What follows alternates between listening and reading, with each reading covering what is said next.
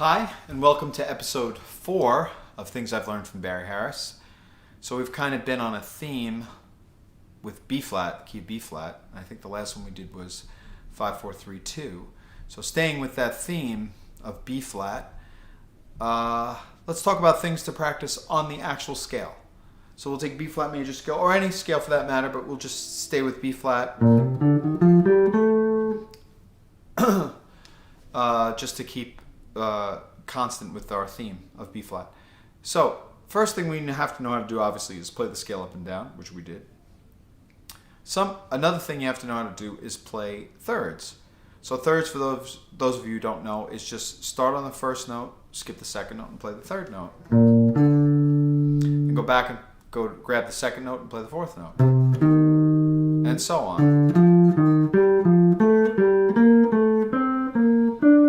So it would sound like this.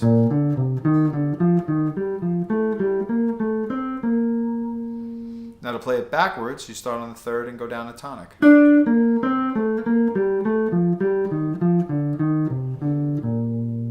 So if we were to do the thirds, we would say.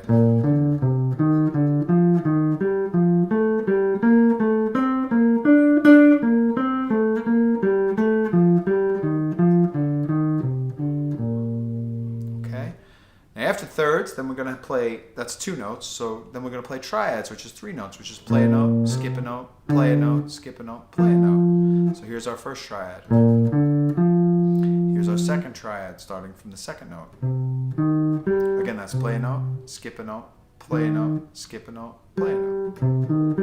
Now from the third, from the fourth, the fifth, the sixth, the seventh, and the tonic. So now here's our triads, which you can play 2 different ways, but let's play it where you repeat the second note. So it would be this. So we're repeating that second note. So if we went up the scale like this, it would sound like this. And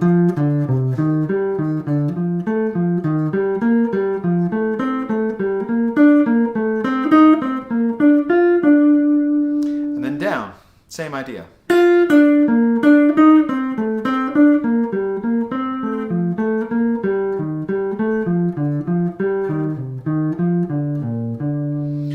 Barry says you have to, after you do thirds and triads, then you have to go up a chord. And a chord is play a note, skip a note, play a note, skip a note, play a note. Just like a triad, then skip another note and play a fourth note. So here's your chords. Okay, so now we have to do that up the scale.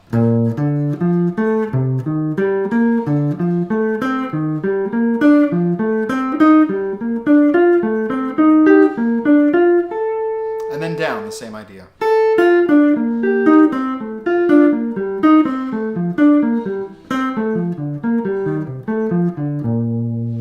So we did scale up and down, thirds, triads,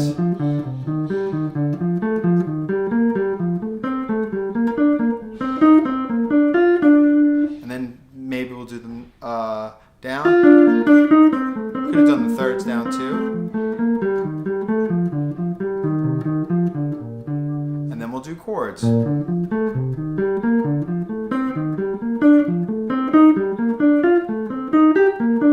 Down.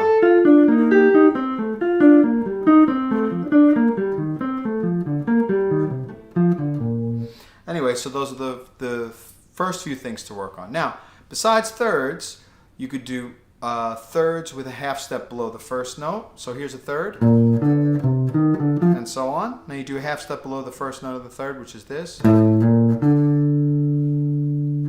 A half step below the second note.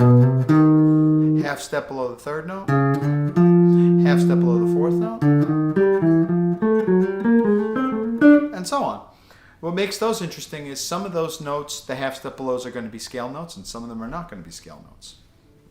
So if we did those together, it would sound like this.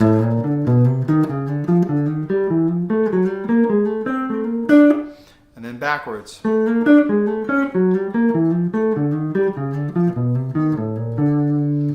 Now, you can also do triads that way. So here's a triad, but if we put with a half step below the first note, it would sound like this. Now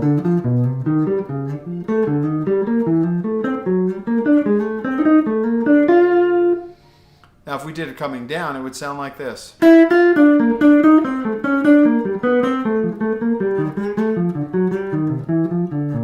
are all really pretty things to practice. So again, that's triads with a half step below. Now how about if we do chords, which is the 4-note thing, but with a half step below the first note, so it would sound like this. So now we got, if we do it up the whole scale, it would sound like this.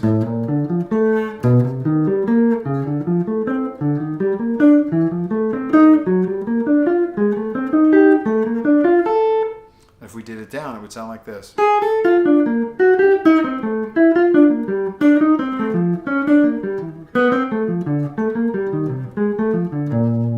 So those are all pretty things to practice on a major scale. You got scale up and down, you got thirds, you got triads, you have chords. You have thirds with a half step below the first note, you have triads with a half step below the first note, and you have chords with a half step below the first note. Now those are really interesting. Also practice them in every key: B flat, E flat, A flat, D flat, and so on. You can also practice them on dominant scales, like we were talking about the bridge for rhythm changes. Starts on D7, so you have to know how to play your scale up and down. You have to know how to play that scale in thirds. You have to know how to play that scale in triads. You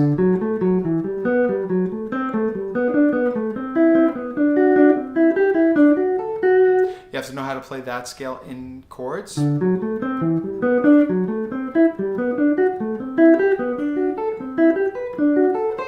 And so on. And you do it for D7, for G7, for C7, and then for F7 to get you out of the bridge of rhythm changes. Now, one thing I wanted to bring up, Barry has a lot of rules for half steps, but something that he came up with more recently, and by more recently I mean like, I think it was in the early 2000s he came up with this, but it's his version of the chromatic scale. And his version of the chromatic scale is meant to obviously keep rhythm. So what he says is, in the major scale, there's two places where we don't have a chromatic in between notes. In other words, there's two places where we go from one note directly to the next note of the scale. So between root and major second, we have a half step. Between second and third, we have a half step, or chromatic. Between third and fourth, we don't. So in this instance, just for argument's sake, he jumps up to the next scale note. So instead of just playing 3 directly to 4, he plays 3, the next scale note, which is 5, and then back down to 4. So remember, we have between tonic and second, a half note, or chromatic. Between second and third, we have a chromatic. Between third and fourth, we don't have a chromatic, so we add a scale note, which would be 5. So then it becomes this. Now between 4 and 5, we have a chromatic. Between 5 and 6, we have a chromatic. Between 6 and 7, we have a chromatic. But between 7 and tonic, we don't have a chromatic, so we do that thing where we jump up to the next scale tone. So it would be 7, second, tonic. So it's tonic to second, second to major third, third to fourth with the fifth in between, fourth to fifth, fifth chromatically to sixth, sixth chromatically to 7, and then 7 jumping up to second, then to tonic. So the whole scale would sound like this. Again. One more time, correctly. And coming down would be the same idea.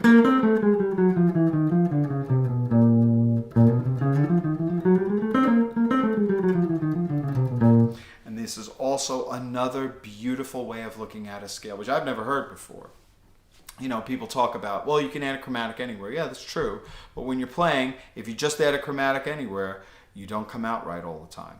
And the whole idea is you want to come out rhythmically correctly all the time. And this method helps you to do that. Now, we were just doing, on our major scale, we did thirds.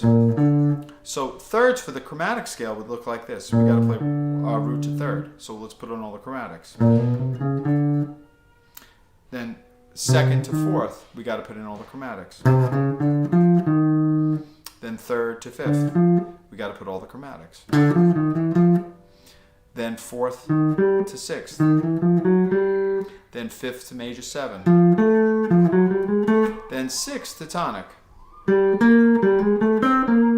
Then seventh to second. Then tonic again to third. So it would sound like this if we were going to do thirds. And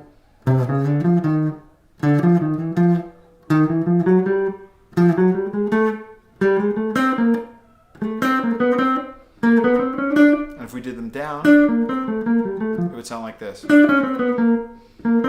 Oh, sorry.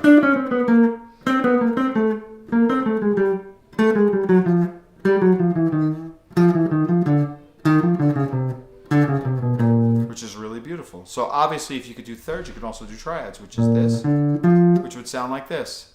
And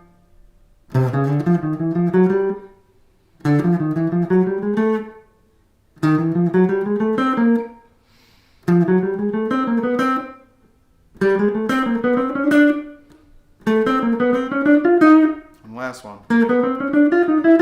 And same thing coming down. Then 4, 3, second, tonic, 7,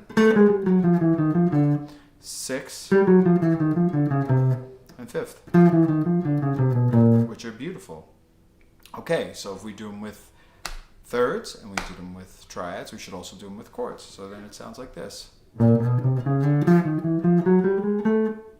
So now you got this. Second, third, fourth, fifth, sixth, seventh, tonic. The same thing coming down.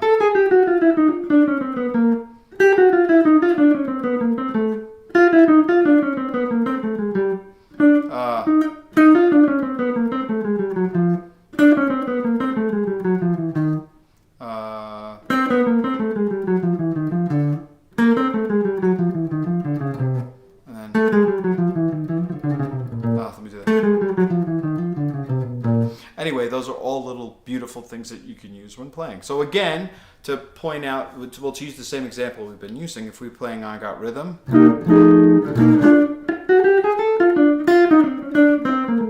so I just did a third, and then I came down a chord.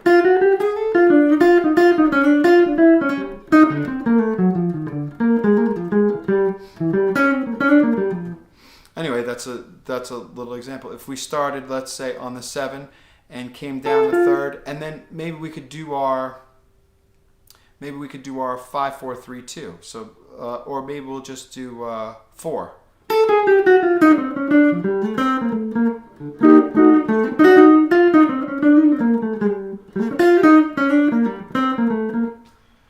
Maybe we'll start on tonic to fifth, and then we'll try that same one again.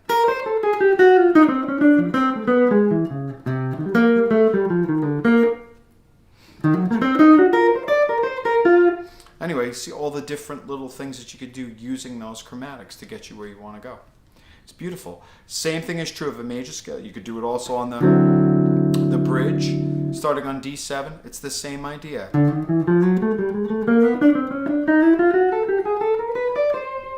That's all D7, previous chromatic scale.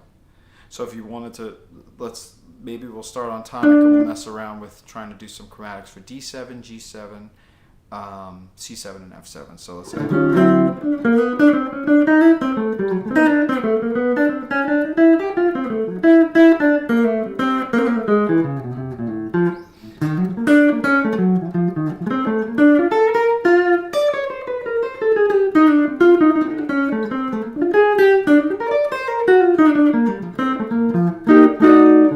Anyway, it's just trying to throw those into different little spots to see how you can utilize them. But they work great. They're a lifesaver. You can put them anywhere. So again, his chromatic scale is you're putting a chromatic every place except where there's naturally not a chromatic. In the major scale, it happens to be between the 3 and 4 and the 7 and tonic, in which case you put the next scale tone. So 3, 4. Now, I've heard people in this class say, well, how about between 3 and 4? How about if I put a different scale tone? How about if I jump up and use a different, or go down and use a different scale tone? That's fine too. So let's say between 3, let's say we're going to do a triad from the third. So here's what it would normally be. Now, instead of using the 5 in between 3 and 4, you want to use a different note. That's fine. How about using second? Or how about tonic? That's fine too. As long as it rhythmically comes out right. And I've heard people do it, and they do variations on it that Barry's never done, and Barry's like, oh, that sounds great, you know. And again, I pointed it out in the last episode, but I feel like that's what makes his teaching so great. Is that there are so many different ways to look at it, and everybody has their own personal thing to put on it. As long as you follow certain basic ideas behind it, which is keep it rhythmically accurate, which is, I think, a thing that he really focuses on a lot. But anyway, I hope that helped. That's, I guess this is episode 4, and just things to practice on a major scale and a dominant scale.